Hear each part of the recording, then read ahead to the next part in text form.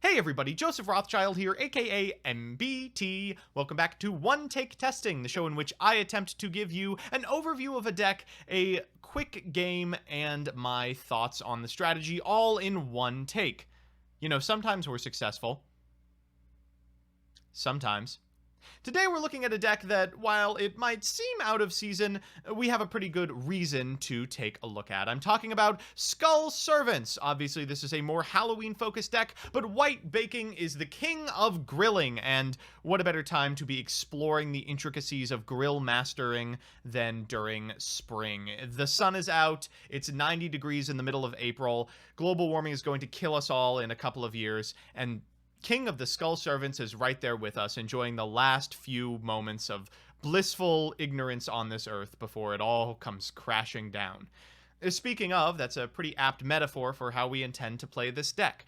There's a lot of really interesting cards in the Skull Servant line, most notably White Baking, which, if it's sent to the graveyard, allows you to add 2 monsters with different names from your deck to your hand, except for White Baking, that are either Skull Servants or list Skull Servant in them, then discard a card. One of those 2 cards is going to be White Prince, which, when it's sent to the graveyard, allows you to send a Skull Servant and a Lady in White from your hand or deck to the graveyard, then allows you to banish 2 Skull Servants and this card from your graveyard to summon a King of the Skull Servants. This is a great way to get material onto your field in order to make something like a Verte Anaconda turn 1, or make a whole bunch of tons of attack King of the Skull Servants turn 2. Now, we are looking to OTK, that's why we're playing stuff like Super Polymerization, but cards like Forbidden Droplet and Super Poly, while also very good on the draw, are also pretty good as interruption on the play, eating entire boards and setups before they can make it to those pesky negates that will walk all over our King's Battle Phase effects. So I'll just go over the cards real quick. We've got Dark Magician and Red Eyes Black Dragon for obvious reasons.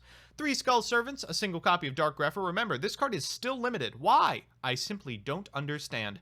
1 Mizuki, 2 copies of Unizombie, 3 Ladies in White, 3 Ash Blossom and Joyous Spring, 3 White Baking, 3 White Mare, 3 White Prince, 3 King of the Skull Servants, 1 for 1, Red Eyes Fusion, Harpy's Feather Duster, Foolish Burial, 3 Pot of Prosperity, and unfortunately, you probably do have to play this card, 3 Forbidden Droplet, and 3 Super Polymerization. I love to spend $900 on my deck that can't even scratch the surface of Tier 3.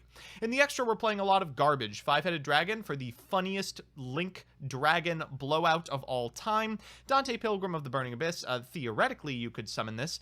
2 copies of Dragoon of Red Eyes, 1 El Shadal Winda, 1 El Shadal Winda with a different art, 2 Zeuses, a Downward Magician, Fucko, the card that summons the Zeuses, 2 Verte Anaconda, a Link Haribo, and an Almirage. These are to make the Verte Anaconda, which with what would otherwise be unusable material in Skull Servants. So I am going to hop directly into the server. Let's go to EU Central Competitor, and the first one in gets it.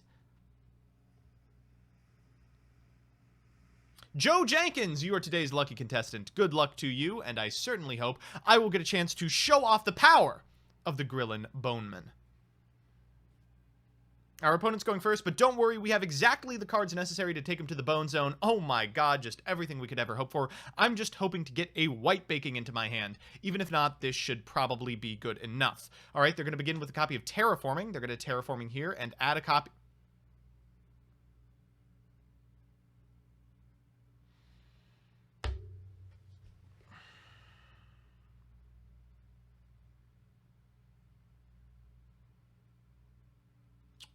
Just once, I would like to do a one-take testing where I don't have to play against the stupidest deck in the known universe.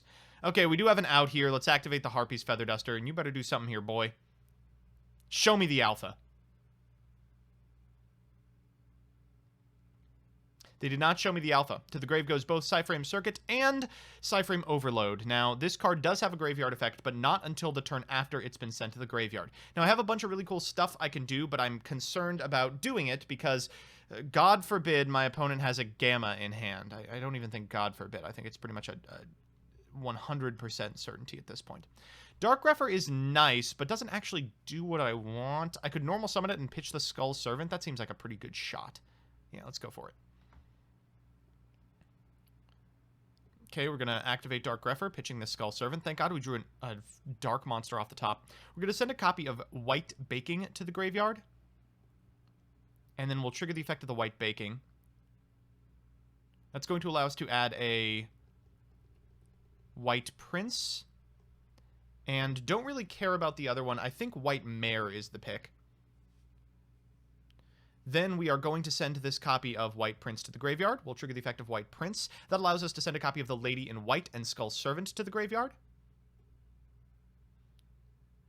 Next, we can activate the graveyard effect of White Prince in order to get ourselves a copy of King of the Skull Servants from our deck.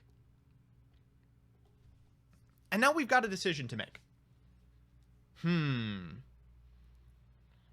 We can get in for a ton of damage and then maybe kill our opponent. Or we can go into Verte Anaconda. Oh, I can't believe they're not playing... Oh, I can't believe they're not playing the good super polymerization target. We almost have it. We almost have it. Shit. Okay, we'll Foolish Burial here. We're going to send a copy of White Prince to the graveyard. Now, this is not a once per turn for some unfathomable reason. We're going to send Skull Servant and Lady in White to the graveyard. We'll fire those suckers off again.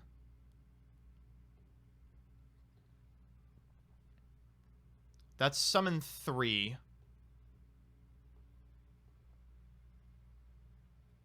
So this is 345. We'll activate White Mare here. To special summon from our graveyard a copy of Lady in White. And then we will... Oh, God. I mean, if they have Nibiru, they have it. We'll go into a Verte Anaconda. Does not look like they do. We're going to go into Verte here. This is just as insurance. And bada bing, bada boom! It looks like we have actually done it! Dragoon to our side of the field. Let's proceed to combat. Okay, now they do have cards that negate attacks, but they're going to fall before our Dragoon, buddy. 500 direct. We'll follow it up with the big old king himself. 4,000 attack! Oh, don't have the attack negator. Oh, you fool. Without an attack negator, this is the easiest win of my life. Ho ho ho! And the King of Skull Servants showing. Why we call him the king, baby?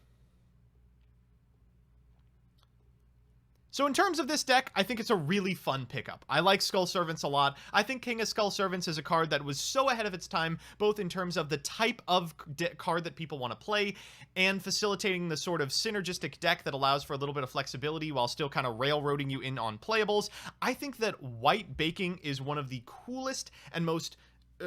true to form cards that this deck could have gotten. It really fixes all of the problems it had. It's a discard outlet for White Prince in hand. It's easy to get into the graveyard via Unizombie or Dark Grepher or Super Polymerization, or even something as simple as normal summoning it and going into a Link Karibo. And I really think that this has some sort of staying power, though admittedly probably only at Rogue.